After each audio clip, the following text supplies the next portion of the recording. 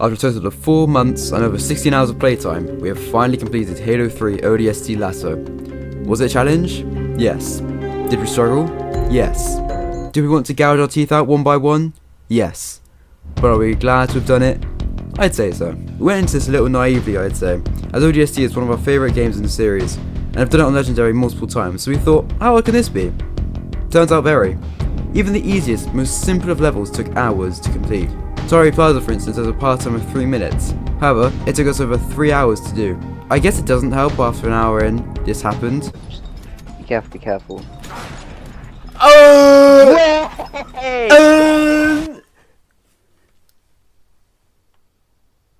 Oh my god, I turned my Xbox off. No way. No way.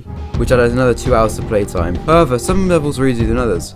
Uplift Reserve, for instance, is a level I remember having a bit of trouble with when I first played ODST on LASO. But we beat it this time around on LASO in just over 15 minutes. No idea how or why we struggled with it so much on base Legendary, but there we are. Kazingo Boulevard can piss off, by the way. This level has probably taken 30 years off our lives. Why? Well, for a number of reasons, like not being able to take any damage in the tank. Actually no, that's not quite right. You are able to take damage in the tank, as long as you're manning the turret. For whatever reason, whoever is driving it can literally take no damage whatsoever, yet the person who is literally exposed in the tank can. Honestly, we were stuck at this little section for about an hour. Then I'll program to throw everything at the fucking tank.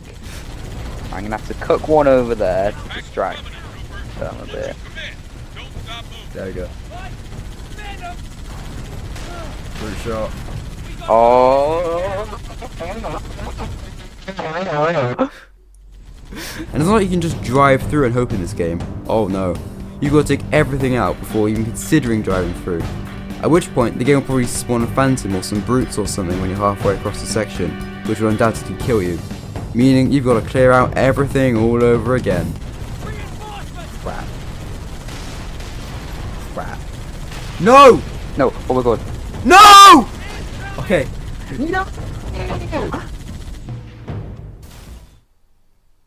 This is just insanely difficult. This is bollocks level.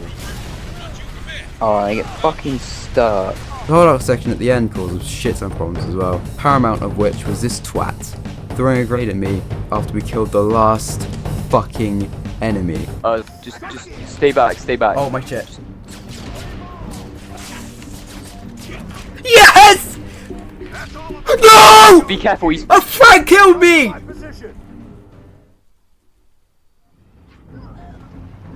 I swear to God.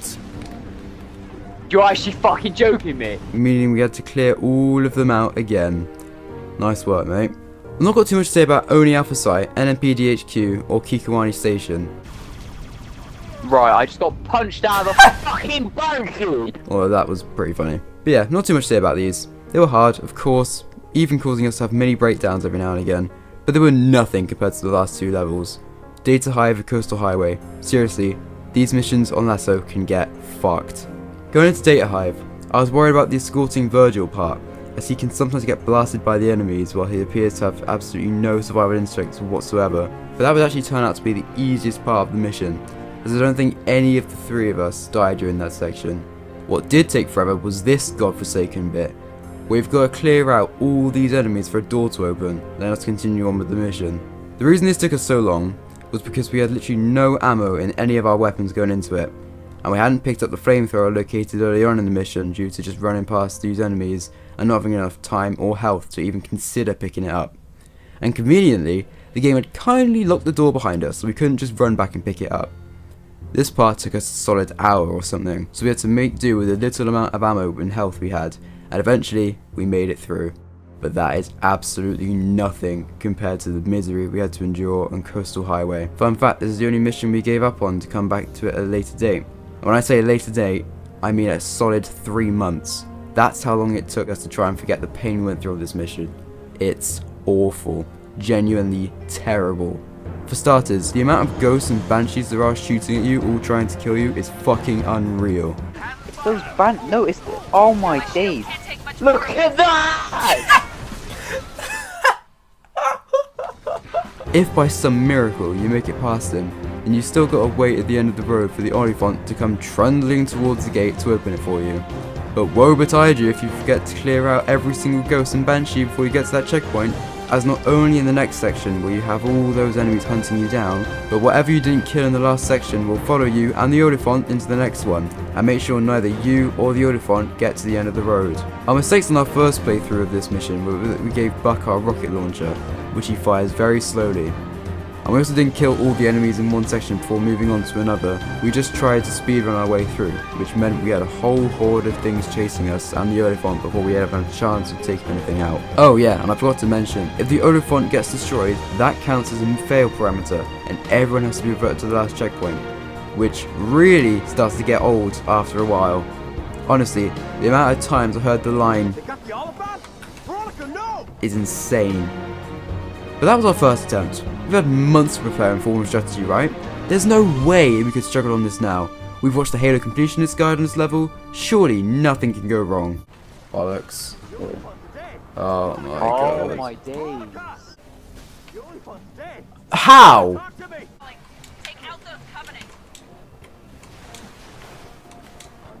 Right, you might need to get in because she can't. But get in.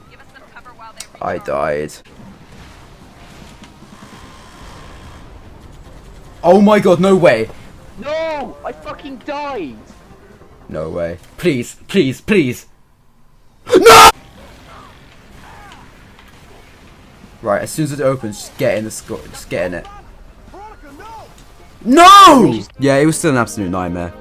We did change our strategy a little bit. For example, we gave Buck a fuel rod this time, rather than having the rocket launcher, so we had a much faster fire rate. And we also made sure to clear out absolutely everything before stepping foot in the tunnels, as that would give us a checkpoint when we really didn't want one. So what we did was parked our Warthog at the end of the road, got out, and got in the gap between the Warthog and the wall, and left Buck to do his thing. Thankfully, vehicles are indestructible if an invincible AI is in them. So we let him tank the big hits, and take everything out with the fuel rod, and we would pick anything we could off with our magnums. This strat actually worked really well. We still struggled with it for sure, but we actually made it through. From there, we just had a firefight section, and then we completed the entire campaign on LASO. And that brings us to the end of the video. Thank you very much for watching our experience with this truly horrific challenge. I just want to say thank you to Fred for doing this with me, as there's absolutely no way I could do this solo. And also anyone who gave us tips, advice, or just genuine encouragement, it is appreciated. I think the next game we'll attempt on LASO will be Halo 3. As from what I've seen, it's one of the easier ones, but we will see. How the hell did you make it down this highway in one piece? What the? A smart car just exploded.